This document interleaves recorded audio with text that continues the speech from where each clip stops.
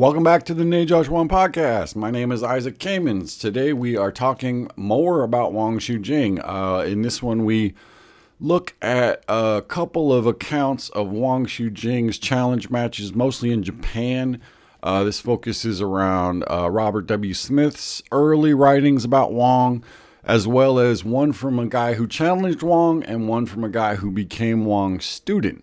And then in the Patreon, we talk a little bit more from Robert Smith's perspective about Wang from a very early article, maybe even the first article he wrote about internal martial arts from the late 50s, I believe. So check that out. Hope you enjoy the episode. Thanks for listening. Take care of yourselves and be well. This season, we've been exploring the Chinese martial arts of Taiwan and lately Master Wang Jin.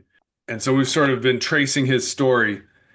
And now we come to one of the parts of the story that's sort of what made him so famous. And one of those factors was his ability to take pretty much any punch anybody could dish out.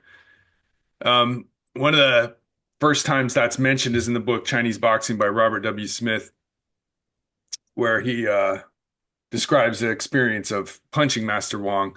Here, I wanted to start by looking at an article from Taiwan Wu Lin, published in 2004. Here, one of the students of Wang Jin is describing what happened in that event from another perspective. So it says, World Heavyweight Boxing Champion Robert Smith was introduced by a friend. Please let him have a martial lesson with Mr. Wang Jin. And then it says, sure, sir, let him hit 3 times on any part of my body. As a result, Smith's palms became red and swollen, and he kept shouting, the hand hurts, but the gentleman is unharmed, which is slightly inaccurate in that Smith was not a world heavyweight boxing champion. No. He was a Gold Gloves coach, but I'm not, he never had a professional bout that I've known. So that's the only Chinese version that we've been able to find. But there's the earliest version that Mr. Smith published is from Strength and Health magazine, 1963, which is a classic muscle magazine. Yeah. Guy flexing on the cover, Yeah. like sort of classic 1950s. This is pre, what do you call them? Steroids. Steroids, yeah, pre-steroids. So there's old muscle men in here and some beauty queens here and there. Old and judo books for sale. Bruce Tanger's Method of Self-Defense. So like this is the original old school. This is before karate even really got well known.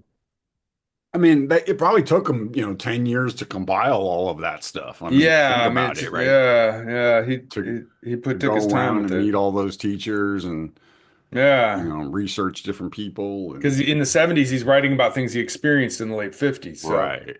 Took a while to make it over, and maybe for there to be an audience without Bruce Lee, nobody would have purchased the book, right? I mean, that's why that first cover of the Chinese Boxing basically has had a Bruce Lee silhouette that's awfully similar to Bruce Lee. Right. So, Mr. Smith comes up a lot because he's the first guy who really opened up that door to internal martial arts. He brought Cheng Man-ching to America, kind of helped make that happen. He just opened up people's eyes to this whole other side of Chinese martial arts that didn't have anything to do with Bruce Lee, but there was a kung fu craze at the time. So this book really got around and inspired a lot of people like Kumar and others to go to the East to learn and come back with that knowledge. So Master Wang was one of the guys he really put out there. But it's interesting because Wang isn't like a prominent, he's sort of in the back of the book. He's not one of the he doesn't get a whole chapter. Hung Yishang's in the front. Yeah, that's interesting. So let's see. He says Master Wang is 58 years old, 230-pound Wang Jing, punches with devastating ability and is impervious to kicks to the abdomen, which he also uses offensively. And so that's his introduction. So Master Wang's a little bit younger at this time. Yeah. Still, so before BKF gets there. Yeah, but 58's not that's not a young man. That's true. That's almost 60. True. He's up there already. And Hung Yishang is 45 at this time. I mean, imagine what he was like when he was 30. Right. It's just Right. So that, and presumably, uh, he in his 30s or no, in his 40s when Robert Smith actually met him, but he's writing Okay. about him at age 58. So he says, um, Wang weighed in at 230 pounds, looked like a Buddha, and had the hands so fast that Willie Pep would be envious. Although big himself, Wang frowned on the hardness of Shaolin external system. Brick breaking and tile shattering would never prove anything, he stated, until bricks and tiles began to think and move like humans. So we've covered that a little bit in the past, but he was a very pragmatic type of guy for sure. That was, I think, one of his favorite quotes. So Mr. Smith says that the internal martial arts have, include deep breathing and a drastically different approach to fighting than does Shaolin. Many of the internal martial arts advocates who can withstand with impunity a foot or a fist to the midriff. Wang not only has the skill, but he can actually use his vast abdomen against one's fist on impact so as to produce a broken wrist. Throughout Asia, he has been tested, and no one comes close to hurting him. Many leading Japanese karate masters have smiled ruefully after achieving no effect on his punch. So once again, that's this untouchable Just ability to take the punches. also the subtle burn at the end is kind of funny. Yeah. And as you said at first, the kicks too. He kicks anywhere into his lower body. Like he Yeah. says, beyond this, Wong could also take any kick to the lower torso.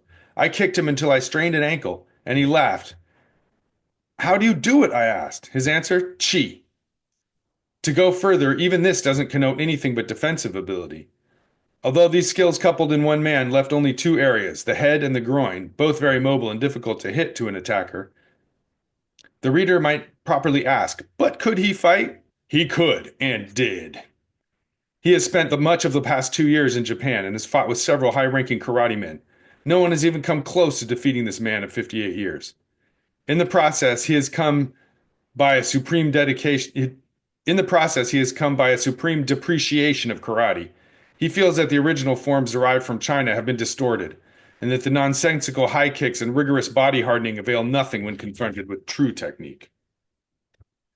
So Mhm. there you have it. Wang Shujin was hard to beat.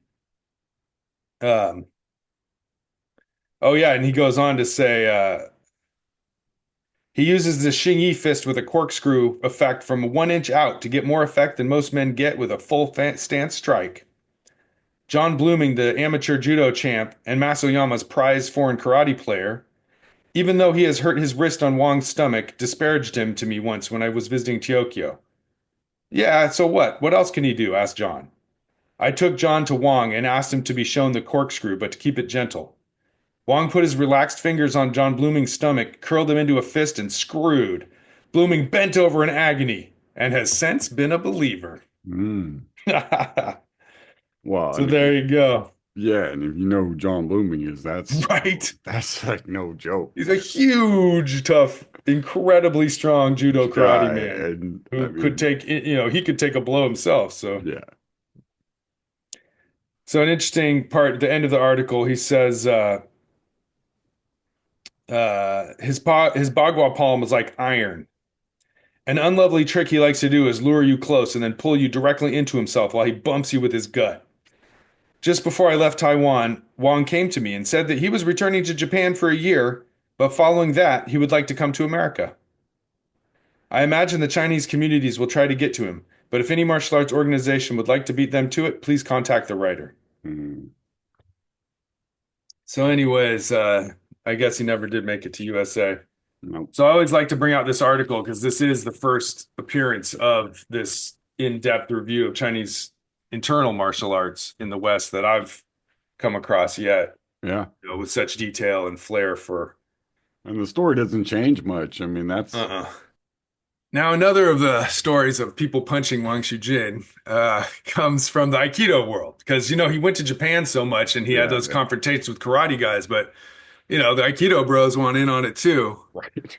Uh, So the website Aikido Sangenkai, he's a guy who posts a lot of great articles online that, he talks a lot about the relationship between Aikido and politics and also, oh, sensei, did he learn other stuff besides Daito Ru, and he digs deep in the lineage and stuff. But he posted some of the interviews about Wang Shijing on here.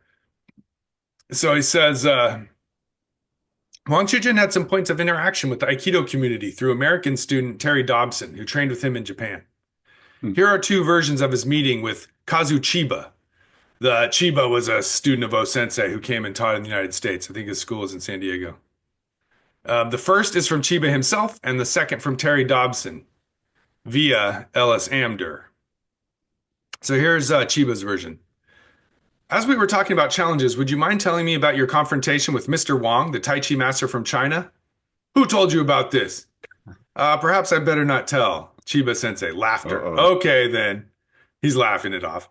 I was in a big demonstration of martial arts in Tokyo in the early 1960s, and Taiji Chuan was being shown by Mr. Wang. He was from Taiwan, and he was very big indeed. He had become quite famous later in Japan. Well, at the end of his display, he had a number of karateka lined up in front of him, and each of them punched him in the belly. It had no effect on him. But I was not impressed. I would have done something else. Sensei demonstrated a groin kick and face punch while saying this. So anyway, two of my private students were also studying Tai Chi under Mr. Wang, and they were very impressed with him. They invited me to come along and see him. Eventually, I accepted and went to watch his class. At the dojo, my student introduced us, and he politely asked me to show some Aikido. Even though his words were warm, it was still a challenge. Well, we faced each other, and Master Wang made something like sumo posture with his hands outstretched. I stood and waited for an opening. This went on for some minutes until he moved forward to push me. So I met him, did a body evasion, and took his wrist with the kotagaishi technique.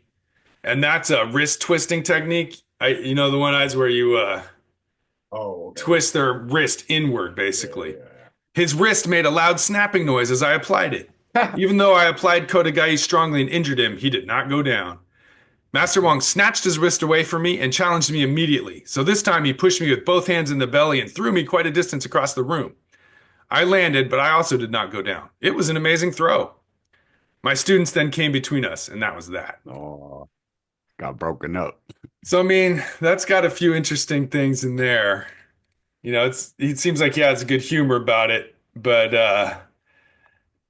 he He wasn't gives taking no Wong his shit either. props, he's Yeah, like he gives him his props. he gave it as good as he got it, or And whatever. that idea of the sumo posture where you come out with your hands up like that reminds me of sort of the Ichuan arms, Right. it's sort of loose arms held in front of you, not really a boxing guard, but they could become a boxing guard. Your hands are up at sort of face level with the elbows down.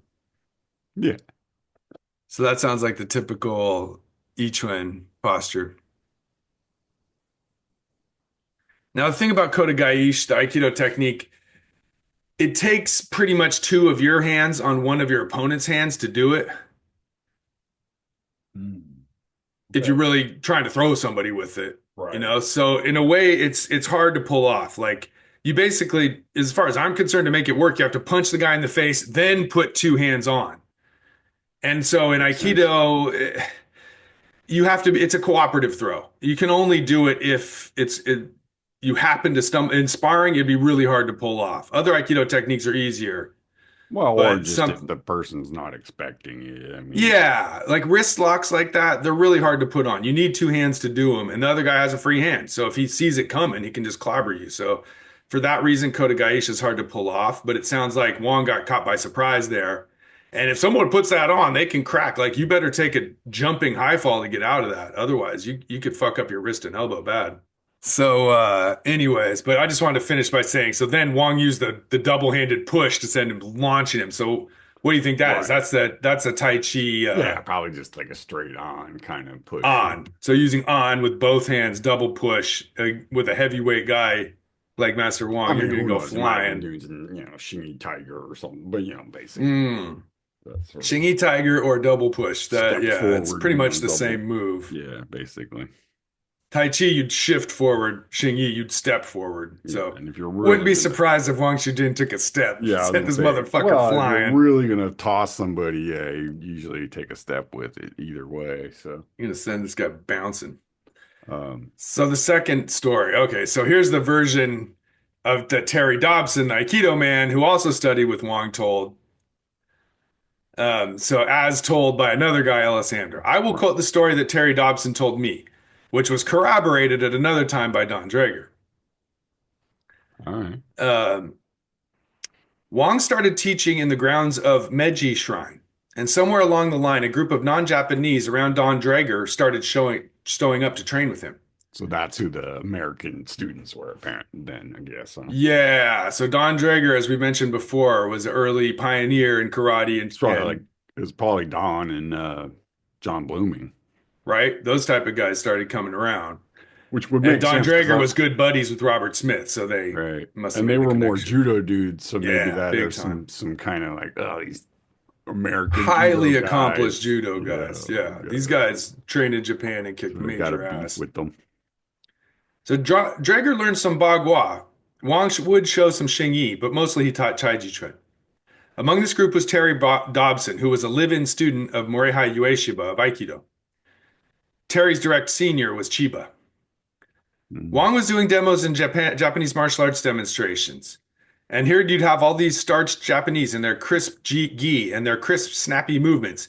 And now it would come this fat Chinaman in gray flannel slacks and suspenders. And he'd start doing impossibly slow Tai Chi. And he'd turn around, and then his ass, as big as the moon, would waft across the stage. And then he'd challenge all comers to come have a go at him. And the young karate boys would be rabid. And he'd let them punch his stomach or kick him in the groin, and he'd just laugh it off. But heaven help you if you tried to punch his head. He made it clear that that was out of bounds. And if you broke the rules, then he'd become, shall we say, active. So there you go. The young karate guys were just like looking at Tai Chi going, let me get my hands on this Right. guy. Well, and this that was the same group of, Bruce and Marnix and all those guys were part of that, They were the young karate guys, Right. They right? were They the were ones like, fuck, watching going, yeah, what let the me get a fuck hit is of this that. shit? Yeah. Like this couldn't be real, but this big fat dude was just clobbering him. So Yeah, I Terry mean, stated, as best that I can remember, the Uechi Deshi at the Hanbu, the Uechi Deshi are the live-in students, the mhm. loyalists of the Right, right, student. right. The Uechi Deshi at Hanbu, particularly Chiba, started giving me a raft of shit that I was being disloyal to O-sensei by studying with Wang. And I asked O-sensei, and he said, sure, do what you want. But the Uechi Deshi wouldn't let up. So I said, why don't you come and check him out for yourself? So Drager and me took Chiba, Saotome, and Tamura. Well, we walked in and Wang scopes out Chiba right away. Like he knows this who has the attitude here. Right. He takes one look and says, come here, boy. Seriously, Wang's over 60, paid lots of dues. He's a religious leader and all, and here comes these punks, as far as he's concerned, in their 20s, copying an attitude. So Wang lets Chiba punch him in the stomach. Nothing. Chiba tries again. Nothing. Well, now Chiba loses his temper. He half turns away, and then he tries to sucker punch him, thinking it's timing. This time, Wang sucks in his fist into his belly and then drops, gives it back. Shiba's arm goes shooting back behind his ear, and he's shaking his wrist in pain. Wang then lets Chiba kick him in the groin. Nothing. So Chiba loses it, grabs Wang's wrist, and puts a Nikyo or Kodagaishi on it, some kind of wrist lock. I don't know what Wang did. It was fast. But Chiba slams on the floor, and Wang's doing something to him with one hand, and he's screaming in pain. Finally, Wang lets him up. You've got a little chi. Why don't you come back when you acquire more?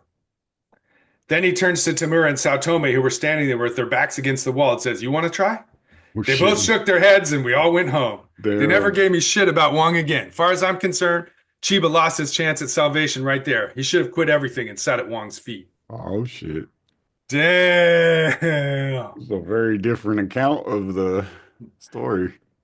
You know, Chiba slows it down to I put a wrist lock and then he pushed Right. me. He But just in hits this case, this is this it filling sort of in. might have happened a little faster than that. Right.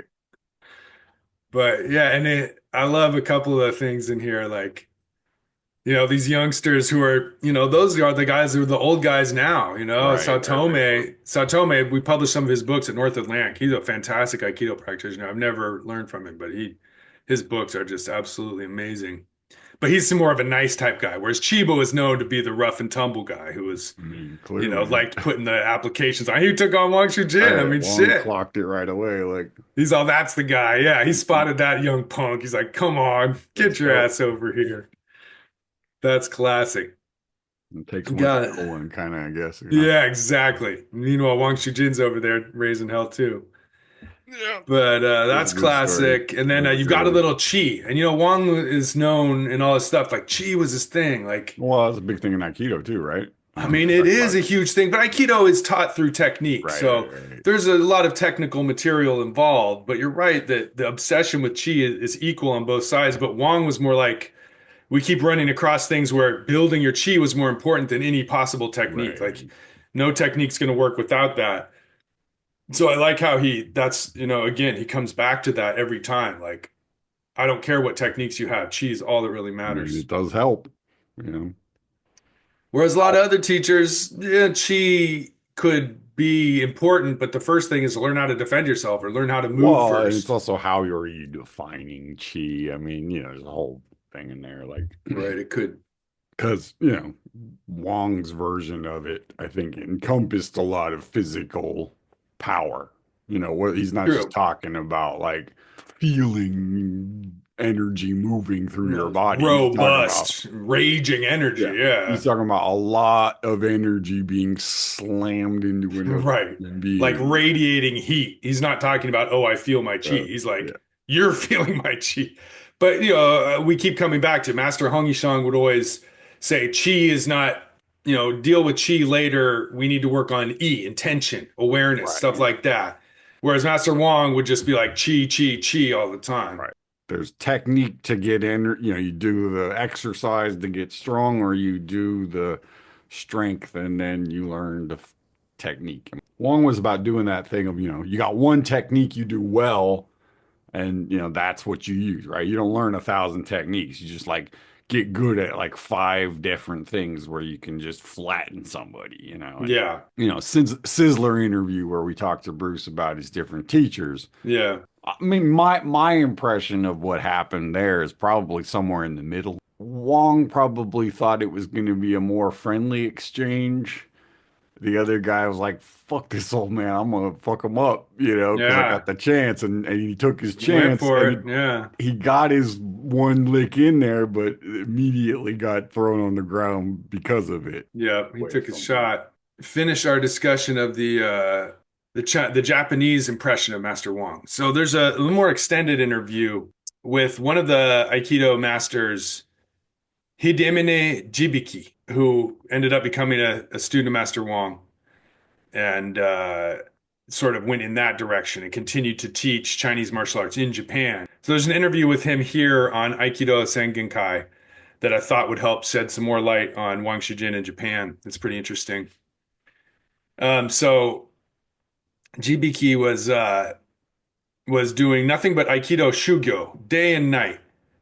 But he became aware through the newspapers that a giant of Chinese Kenpo was coming to Japan. This was his chance to make the acquaintance of Wang Shujin Roshi. So I love how they use Japanese Right, terminology. right, right. Aikido Shugyo is like training your ass off really hard and the spiritual, not just the technique, but all the inner training as well. So like he's deep into it. I think he's a student of Osensei. Yeah, I think so. Mm. But yeah, I said it was at a used bookshop in my mid 20s. I was employed by an American military base as a translator, so I went for looking for books in English that would be useful. I saw a picture in Life magazine of unusual martial arts that had been published in America during the war. Someone in the Allied occupation force must have left it behind. Now I think that I should have bought it because that picture made a great impression on me. I had started in Aikido at the time. Then I did Aikido Daito-Ru Aikido when I was around 27. My body was flexible and I was filled with the confidence there was nothing that I couldn't do. The pictures in the magazine were probably Taiji Chuan, and as someone who practiced karate previously, I couldn't grasp the point of what they were doing in the Taiji forms. I couldn't even imagine What is how this shit? a single whip would be used. When I first saw it, I thought it looked strange and mysterious, and it was that impression that led me to meet Roshi, and then all the way to the present day. When I was just past 30 years old, I saw a newspaper article about Wang Shijin Roshi. Through a series of articles, I learned that a giant of Chinese Kempo had accepted an invitation to come to Japan. I remembered that Life magazine picture that had left such a powerful impression on me, so I thought I would certainly want to go meet him. Um, since Master Wang was a Budoka specially dispatched by the government of the Republic of China, and he was a foreigner, I was worried about the language barrier. I was too timid to go by myself. At the time, I would go drinking with my friends after Aiki training, and things would naturally flower into discussions of martial arts. So I proposed that we all go to see him. One of my friends who had done karate and had seen the photos of Chinese Kempo uh, accepted and said, well, if you want to go that badly, we'll go along with you. You can try them if you want to. They were mainly interested in arts that employed the sword or the staff, so it may be that none of them were as interested in the empty hand martial arts as I was. So, anyways, there's some pictures that include a very young Don Drager and a couple other foreigners. So you can tell this Cool. is all, these guys are all sort of the open-minded Japanese martial arts guys at the time. And it reminds me how later even Sudong Chen goes to Japan to, Yeah. there's a real interest in Chinese martial arts in Japan during the 60s and 70s. You can tell. Well, I think if you were serious about learning martial arts back then and you had the means, because that was a big part of it.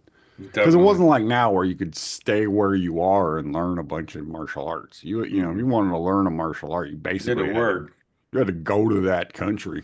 Right? Like, if you wanted to learn, Filipino stick fighting, you had to go to the Philippines, It's Right. like This um was so he finally finds his way to meeting Master Wang. And what was your impression of Wang Roshi? He was quite different from what I imagined. Laughter.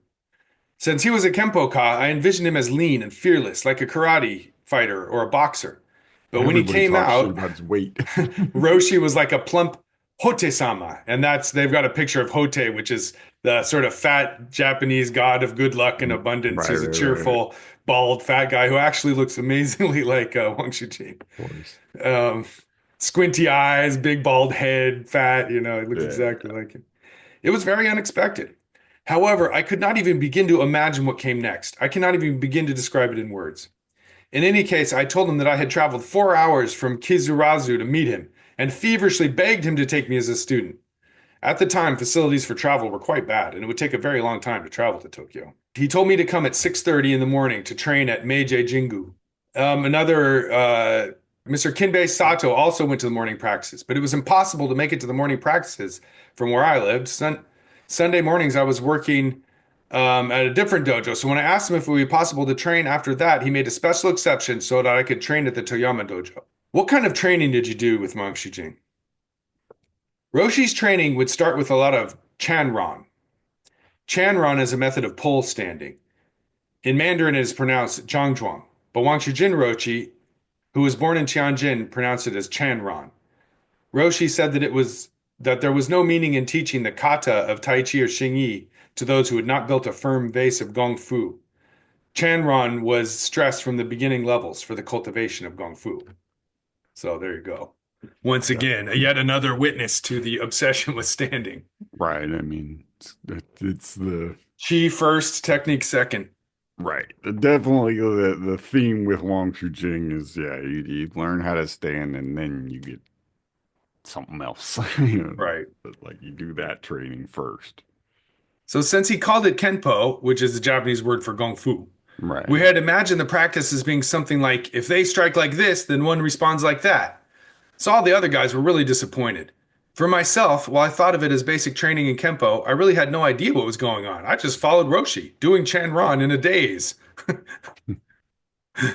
So Just spacing out while he's it's like, standing there. what the fuck are we doing? I don't even know, but I'm doing it. I mean, which if you're first starting standing and you're coming from a martial arts background, it's got to be I mean, bizarre as hell. that's everybody's experience with You're like, standing why the am I first. standing here? This is so boring Well, it and oscillates tiring. between that and oh my God, when do I get to stop? Right? My arms are Like dying. When is this going to it's be like, oh, this over? sucks. As the minutes just tick slower and slower. Yeah. And so all his other buddies are like, oh man, we're not even getting to do any techniques. This sucks. Right. It's funny. Um, so let's see. So how did your training with Wang Shujing Roshi progress? Even when Wang Shujin Roshi came to stay in Japan, he would go home after 1 or 2 months. I think that may have been related to his visa or something. After that, we'd never know when he was coming back. So one of the reasons we went to Shimizu Sensei's place was that if we went there, we'd be able to learn from him what Roshi's schedule was looking like. However, we were really fortunate that Roshi would teach us a lot of things in a short time since he couldn't make a long-term stay. We did Taiji Chuan, and he also taught us Xingyi Chuan. At the time, however, we did not really understand the real meaning of those things or just how incredible the content of the training really was. I had already done karate, so it was easy for me to see things like for me to do things like the kata and Xingyi. But one cannot understand striking with chi just from kata. It might be said that I had some relative understanding of ki from doing aiki, but I think that my ki itself had not yet been developed because it takes a really long time to develop one's ki. Because of my habits from karate, at the time I was doing Xingyi Chuan with all of my strength. So yeah, that's interesting in that he would teach them more because he knew that he wasn't coming back for it. So it's sort of seminar style. He'd give them a bunch to Right. work on while he was gone. The shotgun blast approach. Yeah, so you had a bunch of stuff to work on in the meantime until he probably wasn't sure when he'd be coming back. I So mean, you had to he was kind of one of the first guys that did that. I mean, the sort of, at least in, this century, yeah, that yeah, it like, wasn't openly taught that much, especially to well, foreigners. I mean, also, the technology didn't exist to just travel at ease, right? So like, Right. You couldn't you know, get on a plane back in the day. right now you could get on a plane and fly somewhere and be there in a day or two and teach, right? And that was a new thing, that was Yeah. like, and then go home, right? Not just have to move there, Right. like, Right, right. And it's faster than a boat. You right, could get much. I mean, it make a wouldn't lot. take you weeks to do it. It would take you days, right? So, Yeah. that was a big difference. And we talked about how Wang Shujing was on this sort of goodwill mission. So I Yeah. think that was part of it too. That I like also again that keep coming back to it. Key. The key is more important than any of the kata. You got to right, keep well, developing, and it takes a while. It's got to grow within you. It's not. You can't memorize key. It's something that grows organically over time and through beatings from your teacher. So just we'll finish the interview here. He's got a few more statements that are pretty cool. So he says, during that period of time, I was entranced by the astounding techniques of Daito-ryu Aikibudo, which is what Osensei used to call Aikido. right. A time when I would forget to eat while I was conducting my research. Rain or shine, I couldn't get Aiki out of my head. Although I could begin to understand how incredible the techniques of Wang Shujin Roshi were, I was not able to fully comprehend the techniques themselves. But I could understand Chanron, and that was the platform upon which Roshi's Bugi was built. I couldn't understand the techniques, but I know if I just stand here long enough and just do the standing, I'm gonna get there. I mean, that's It's not basically wrong. what all of his other students said, was, shut up and stand, it's like, Exactly. yeah, So, what was so incredible about Wang Shujin Roshi's techniques? Roshi was aware that I had been training in Aiki, so he told me to try and applying something. However, when I reversed his joints, he'd just spin and slip right out. Then he'd send me flying with a single light tap. Just to see such a thing with my own eyes was incredible. I thought that here was a person who had really built a firm foundation for their Budo. I learned just how important that foundation is from Roshi. All right, we'll wrap up our discussion of Wang Shujin in this next right. episode. Stay tuned. Talk to All you right. then. Hey, folks, thanks for listening. If you want to hear the Patreon episode, you can head over, join for $5 a month, gets you the premium membership. All right, thanks for listening. Take care of yourselves and be well.